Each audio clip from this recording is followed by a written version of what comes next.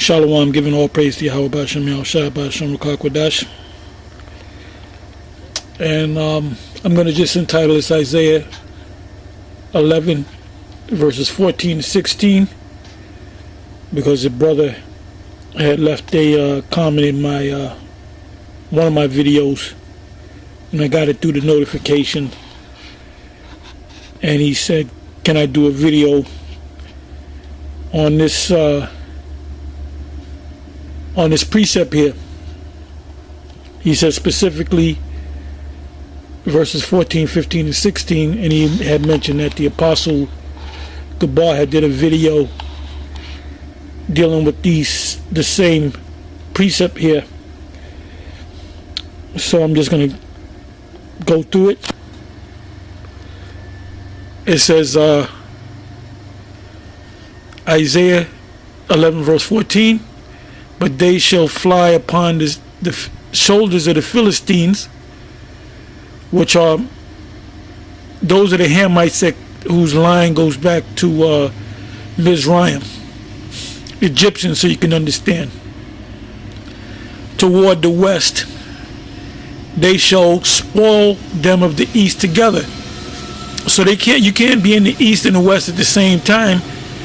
It's just talking about a world takeover, that the Israelites are going to take this whole planet over. So we're going to have to gather all these nations together.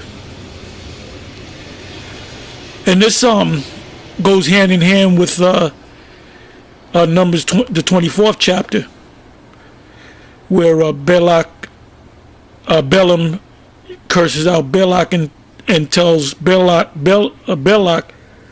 what these people are going to do. The people that you want to curse, this is what they're going to do at the end of this thing. They're going to be valiant in war, and they're going to take you over, and they're going to put you in slavery. And they mention the Edomites and Moab. So this is just the same event. See, when you read the scriptures, like for example, Zechariah 14 and 12, you start from the first verse, you read the whole chapter. It's the same event as Isaiah the 14th chapter, Isaiah the 13th chapter, Isaiah the 34th chapter, or Jeremiah the 50th chapter, Jeremiah the 51st chapter, Revelation the 18th chapter, and there's many, the 9th chapter, and there's many precepts and chapters of the various prophets telling you the same story, but seeing it in a different vision. It's all the same story. So Isaiah 11 verse 14 to 15, Isaiah 11 verse 14 to 16 is talking about the same thing, the destruction. When this man goes down, we're going to take this man out. It says, and the Lord Yahweh shall utterly destroy the tongue of the Egyptian sea. Any tongue that's spoken around the world, there's only going to be one tongue. That's the Hebrew.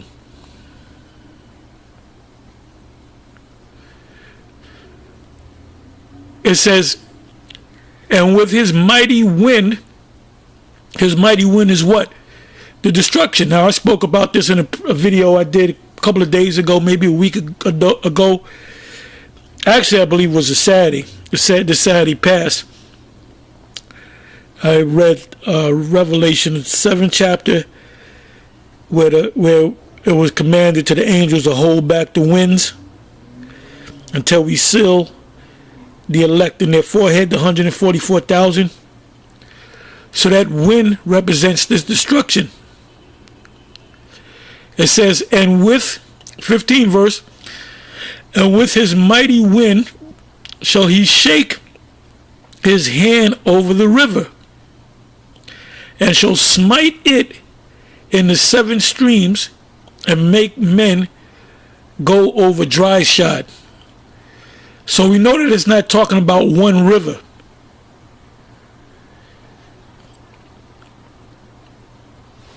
If you go to, give you an example. Let me open up another tab here.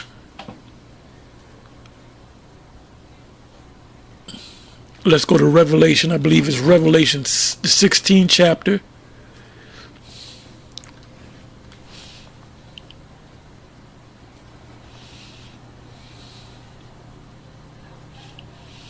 You know, you come across that word river in the singular, you looking for that one river, the great river Euphrates, or this river, which in Revelation the 16th chapter, it actually mentions the great river Euphrates. Now, back when the Israelites were being delivered from ancient Egypt, they went through the Red Sea. Specifically, they went through the Gulf of Suez, because they were in Goshen, and the body of water that was near to Goshen, to the east of Goshen, was what I just say, the Gulf of Suez. And in between the Gulf of Suez and the Gulf of Akbar was the wilderness that they were in for 40 years. And after 40 years, they had to go where? Northward. So the river that it's talking about now, the main river is Euphrates. And we know it's not talking about one particular river. It's talking about those bodies of waters in that area and any place where they feel the destruction. Like in America, all the rivers, all the bodies of water, the Mississippi, all those rivers and bodies of water will be dried up.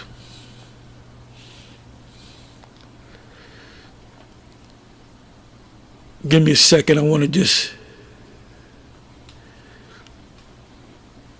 Okay, here, I got it right now. Revelation...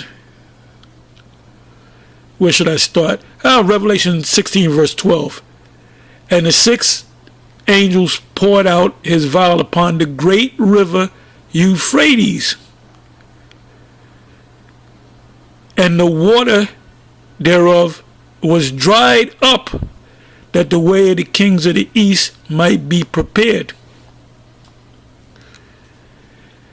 So it says here in Isaiah 11 verse 15, and Yahweh shall utterly destroy the tongue of the Egyptian sea, and with his mighty wind shake, and with his mighty wind shall he shake his hand over the river, and shall smite it in the seven streams, and make men go over dry shod. Now, when you look up the word dry shod, it means,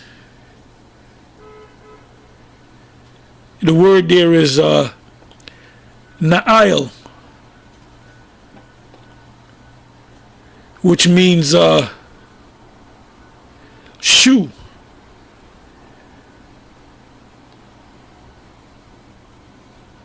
It says a shoe, a sandal.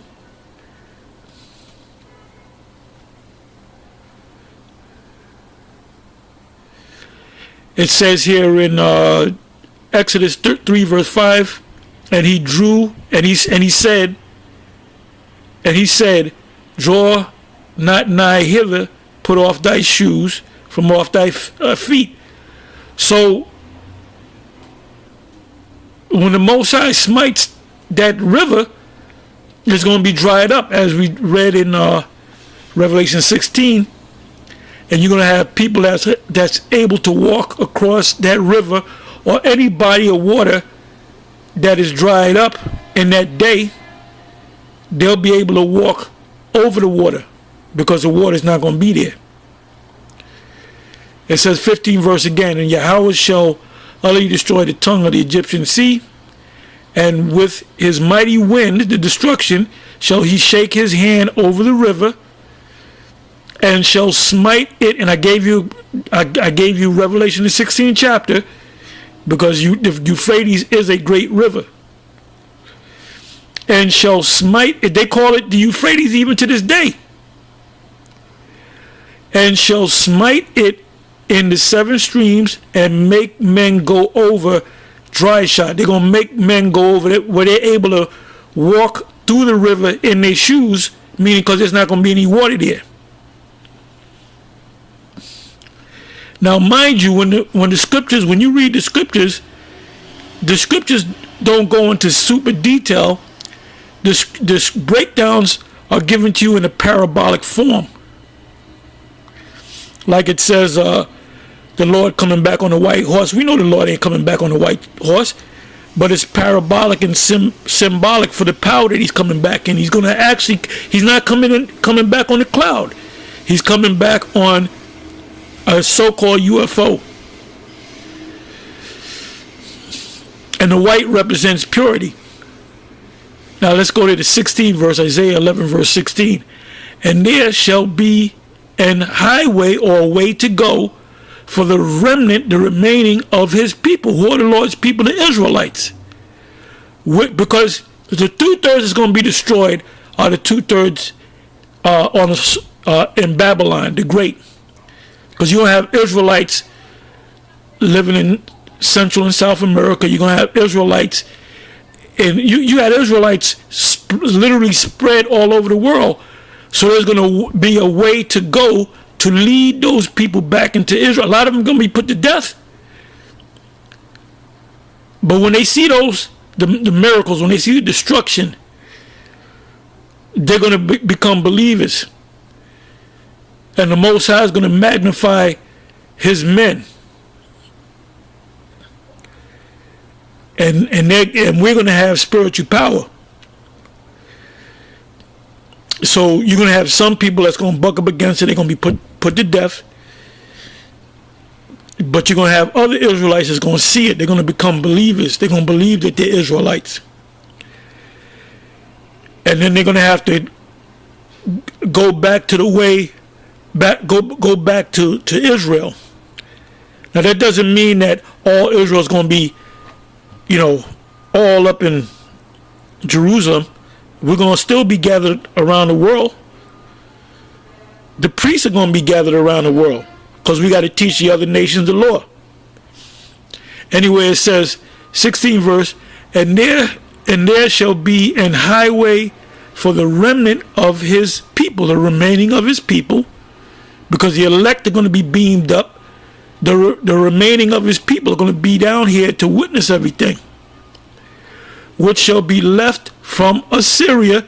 And you're going to have Israelites literally coming out of Assyria, coming out of Iraq, coming out of Iran, coming out of different parts of Africa, like as it was to Israel in the day that he came up out of the land of Egypt. Now we came out of the land of Egypt as a nation. This destruction, we're going to come out of all those lands that we were scattered to. Give you one last precept that comes to mind. Hosea 1.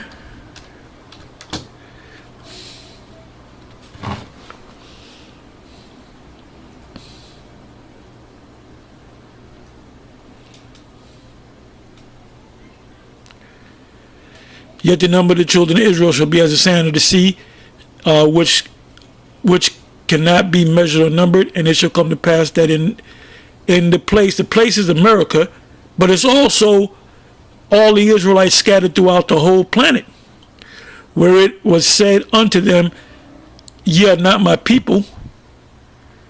There it shall be said unto them, ye are the sons of the living power. So we know that's talking about America.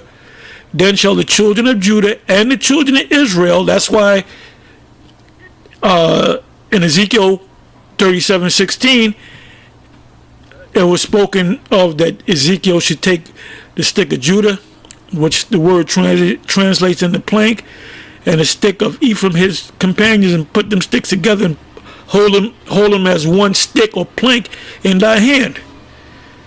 So Hosea 1 verse 11, then shall the children of Judah, Benjamin, and Levi, Judah and his companion, and the children of Israel, Joseph, the stick of Ephraim, and his companion, which are the rest of the tribes, Gad, Reuben, and so forth, be gathered together and appoint themselves one head. That head is King David.